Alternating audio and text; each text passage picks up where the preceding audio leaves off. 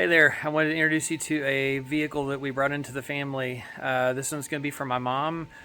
She currently has a 2012 Chrysler 200. It's been a good car for her, but it's got almost 160,000 miles on it. And personally, I think if anything Mopar related that's north of about 100,000 miles is kind of on borrowed time as it is. So I wanted to get her in something a little bit newer.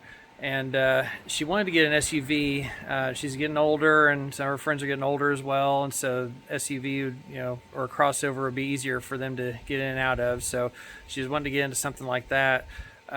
She initially wanted a Buick Encore. She's had Buicks different throughout her life, different times, and like those. But if you've heard me say before, I just don't trust the newer vehicles with the small displacement turbo engines, and that's one of those. I think it had like a 1.2 or 1.3 liter with a turbo in it, so really didn't want to get her into anything with a turbo, and also wanted to try to avoid a CVT as well. So as far as modern vehicles go, there's just not a whole lot of options out there that fit the bill for that.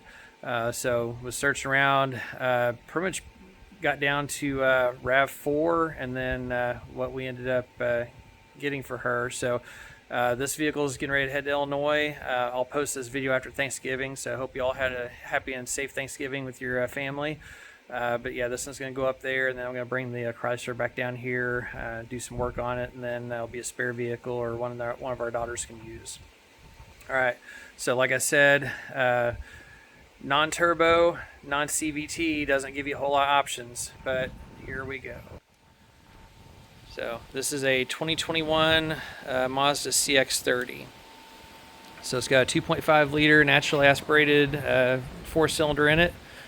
This is the premium version.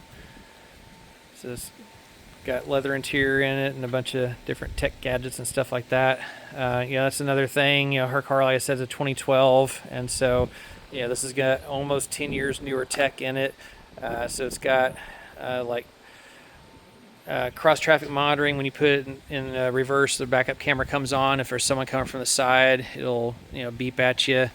It's got, of course, blind spot monitoring, lane departure assist, things like that. So let's show it to you here. So it's in pretty good shape overall. We did some work to it already. The original steering wheel in it had a bunch of bad marks in it up here where it looked like someone had maybe rested a watch on their wrist up there and put little nicks in the leather. So got another used steering wheel, swap that out. Gear shift was a little bit ratty looking for the shift knob for something so new, so got one of those. Did some other work on it too that I'll tell you about here in a second. So 2021, got just under 66,000 miles on it. So little screen up there. It's got the master control knob here, volume, and this is the master knob that controls everything else. Sport mode, yay. Electric parking brake. It's got a HUD, so let me zoom in. There you can see it. So tells you the speed that you're going, also the speed limit for the current stretch of road you're on. Now in our Escalade, we've got a 2020 Escalade, and the HUD in there is adjustable as far as where it shows itself on the windshield. This one I don't think is adjustable, but it does have that there. Like I say, it'll have the posted speed limit next to it, as well as down here in the information center. But Bose stereo, radio sounds really nice. Overall, interior's in very nice condition. I just had to do those couple things like I said, but dash and the rest of the seats are in good condition. Power moonroof.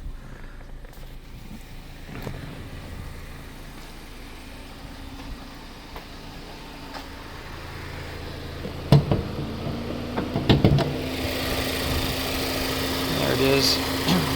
That's a 2.5 liter, just standard 4-cylinder. Put a new battery in it. The original battery was done. just did general tune-up stuff. New air filter, new cabin air filter, replaced the spark plugs. They were due as well. You know, one thing, you go to dealerships and they have the inspections, and you know, they say 100 whatever point inspections. You know, the air filter that was in there, you know, was labeled as being good, but I checked it before we test drove it and told it was, you know, I could tell it was dirty, so I replaced it. But that thing was an awful mess. So, you know, don't necessarily trust those 100 and some odd point inspections. But the dealer put on new tires, new brakes. That was a nice bonus there. We had a little bit of PDR, paintless dent removal work done. Had took a couple dings out of it. There's still a couple of them in here. The guy couldn't get out, but did get quite a bit out on the other side. These door garnish or trim panels here, the original ones were, you know, I don't know if it's delaminating or what, but they were pretty badly discolored. So got the 3 of these from Mazda, brand new, so they look a whole lot better now.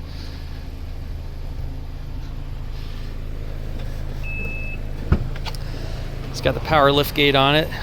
That'll be nice for her. Did not come with this cargo cover, so we had to buy that new. I don't know, I've noticed here, at least since we've been in Texas these last several years, that a lot of the cars, people will take the floor mats out of them, so you'll buy cars that don't have floor mats or anything like that. So put that cargo cover there, but seats fold down for some nice cargo space if you need it.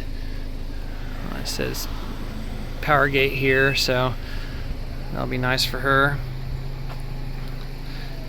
So as well as the tune-up stuff I told you about with the engine, also changed transmission fluid. These Mazdas take FZ fluid, so you can either get the factory fluid for it, or I looked online and there was a company said called Ravenol. A lot of people had good luck with that, so I changed it to the Ravenol fluid, and I'll keep that up as well. I still maintain that the transmissions are one of the most neglected parts of any car. Carfax on this looked good as far as like oil changes, stuff like that, but it never showed that there had been a transmission fluid change. And when I pulled it out, fluid still looked all right, but you know, definitely needed done. So I was glad I did that. So yeah, just a few little minor scratches, a couple dings here and there, stuff like that. You know, kind of normal wear and tears you'd expect to see on a you know, 4 going on 5-year-old vehicle. But I've driven this thing to work one time, driven around town a few times. Seems to do fairly well. And as far as the fuel ratings, it's supposed to be rated for about I think it's like 25 and 33. So it's actually rated for a couple miles to the gallon better than what her car has. So so this will be, you know, newer, lower mileage. You know, she's in Illinois, I'm in Texas. I'm the only child, so it'll be more comfortable to have her in something a little bit newer, a little less mileage and stuff like that. So anyhow, like I said, you can't really find much that's not turbo anymore. I'm still hoping that in a few years the automakers will realize what a mistake they made with these 1.liter something turbos that just do not last. But you know, I'm not going to buy one unless I absolutely have to, so that's why I went with this. Also, one of the guys at work has had a couple, this is the CX-30, this is the smaller one, but he had I think a couple CX-50s, had good luck with those, and I've read good reviews on these. So yeah, so looking forward to taking it to her, and then I said we'll get her Chrysler 200 down here.